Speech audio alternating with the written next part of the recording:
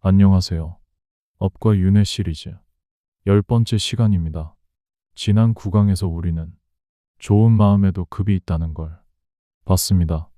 같은 선행이라도 지혜가 함께하느냐, 기꺼이 했느냐, 무엇을 바라고 했느냐에 따라 그 열매가 완전히 달라진다고요. 그렇다면 자연스럽게 이런 질문이 떠오릅니다. 그 좋은 마음은 대체 어디서 어떻게 키우는가? 밭이 있어야 곡식이 자라듯 공덕에도 그것이 자라나는 밭이 있습니다. 부처님께서는 이 밭을 공덕의 토대라고 부르셨습니다. 오늘 우리는 이 공덕의 밭을 함께 둘러보겠습니다. 가장 기본이 되는 세 가지. 보시, 지계, 수행에서 출발해 그것이 어떻게 10가지로 활짝 펼쳐지는지까지요. 자, 함께 가보시죠. 부처님께서는 공덕을 짓는 가장 기본적인 토대로 세 가지를 드셨습니다. 첫째, 베푸는 것, 보시입니다. 둘째, 계를 지키는 것, 지계입니다. 셋째, 마음을 닦는 것, 수행입니다. 이 세 가지에는 아름다운 질서가 있습니다. 보시는 거친 집착을 내려놓는 일입니다. 내 것을 움켜쥐려는 탐욕을 풀어내는 가장 쉬운 출발점이죠. 지계는 그보다 한 단계 깊습니다. 행동과 말을 단속해 남에게 해를 끼치지 않는 단계입니다. 그리고 수행은 가장 깊습니다. 마음 자체를 직접 다루어 정화하는 일이니까요. 그러니까 이 셋은 따로 노는 게 아닙니다. 손에 쥔 것을 풀고 행동을 가다듬고 마침내 마음에 이르는 바깥에서 안으로 향하는 하나의 길입니다. 구강에서 본 세 뿌리, 탐욕 없음, 성냄 없음, 지혜를 실제 삶에서 키워내는 구체적인 방법이 바로 이 세 가지인 셈이죠. 먼저 보시입니다. 가장 접근하기 쉬운 공덕이죠. 그런데 구강에서 배운 걸 기억하시나요? 같은 보시라도 마음에 따라 급이 갈린다고 했습니다. 보시도 마찬가지입니다.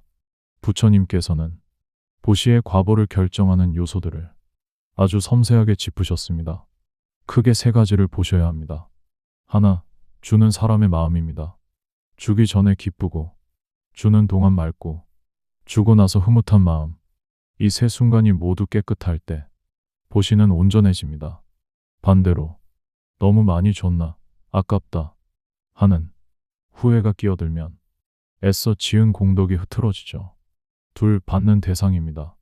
같은 음식이라도 누구에게 베푸느냐에 따라 그 밭의 비옥함이 다릅니다.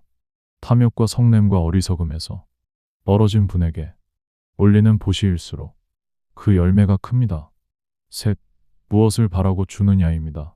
부자로 태어나고 싶어서 주는 것과 성불에 다가가기 위해 주는 것은 그 격이 다르다고 구강에서 보았죠.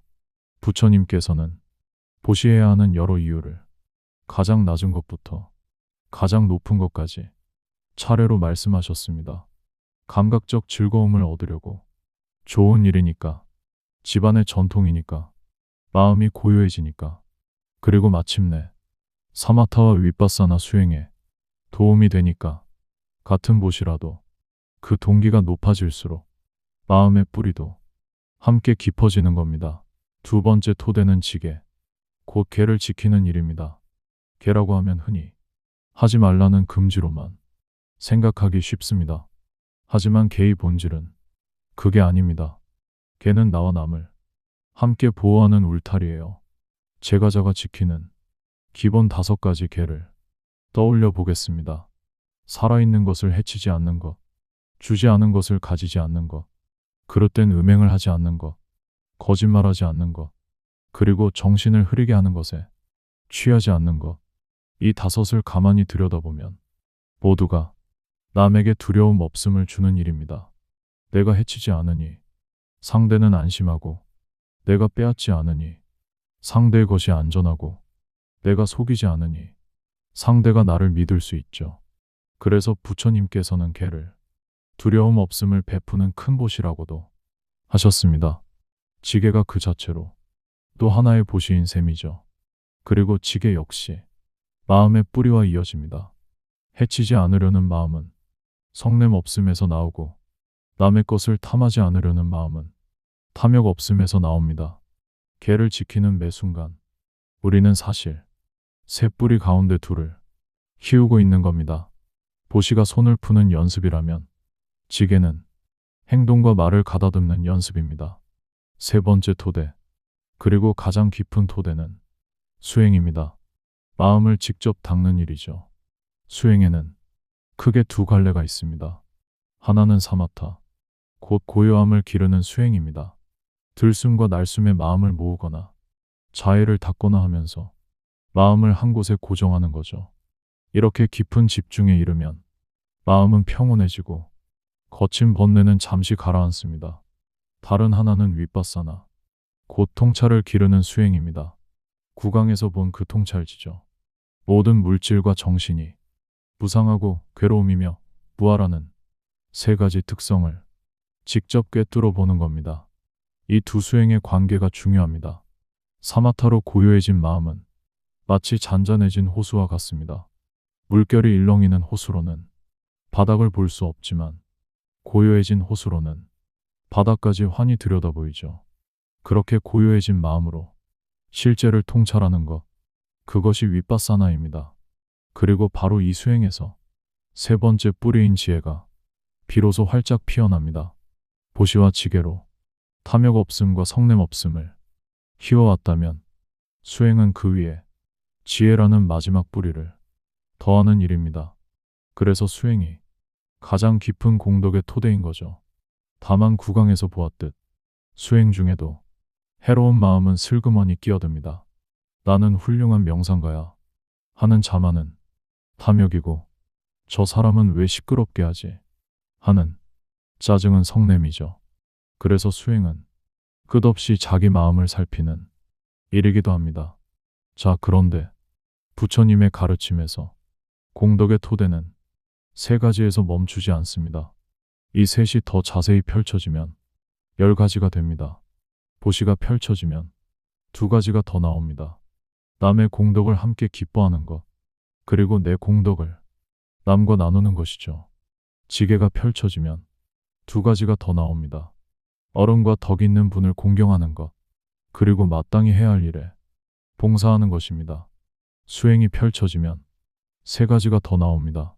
가르침을 듣는 것, 가르침을 전하는 것, 그리고 자신의 견해를 바르게 펴는 것이죠.